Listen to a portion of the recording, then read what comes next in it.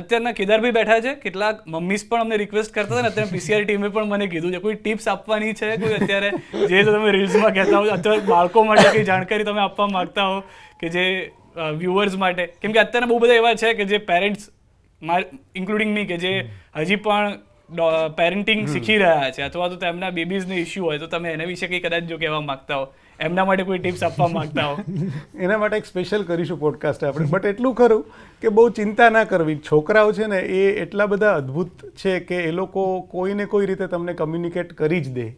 એટલે ખાસ કરીને I have also been a parent, એટલે મને બી ખ્યાલ છે કે જ્યારે બાળક કમ્યુનિકેટ જ્યાં સુધી ન કરતો હોય ત્યાં સુધી આપણને બહુ ટેન્શન થાય કે રડ કરે છે ને શું થતું હશે. બટ એ કોઈને કોઈ રીતે કમ્યુનિકેટ કરી જ દેતું હોય છે. અને એક ફેઝ હોય છે, એ ફેઝ સુધી તમારે કદાચ થોડું એને એ રીતે પેમ્પર કરવાનું હોય છે, પછી એ બધું જ મેનેજ થઈ જાય છે. બટ હા, એકચ્યુઅલી બહુ ઇન્ટરેસ્ટિંગ વસ્તુ છે. ખાલી એક વસ્તુ એ કહીશ કે કારણ કે હું આયુર્વેદિક ડૉક્ટર છું, આપણા રસોડામાં જ મોટાભાગની ઔષધિઓ આપણને મળી રહેતી હોય. એનો યોગ્ય ઉપયોગ કરો ને તો મોટે ભાગે તમારે ડૉક્ટર સુધી જવું નહીં પડે. બટ એ યોગ્ય ઉપયોગ પણ જરૂરી છે. તમે તમારા બોડીને ઓળખીને કરો. કારણ કે અધરવાઇઝ કોવિડ વખતે જેવું ઘણી બધી વખત થયું છે કે બધા લોકોએ હળદરવાળા ઉકાળાઓ શરૂ કરી દીધા, પણ જેમને અનુકૂળ નથી આવ્યું એને પછી બીજા બધા કોમ્પ્લિકેશન્સ પણ થયા છે. ઇમ્યુનિટી ડેફિનેટલી વધે, એમાં કોઈ સવાલ જ નથી.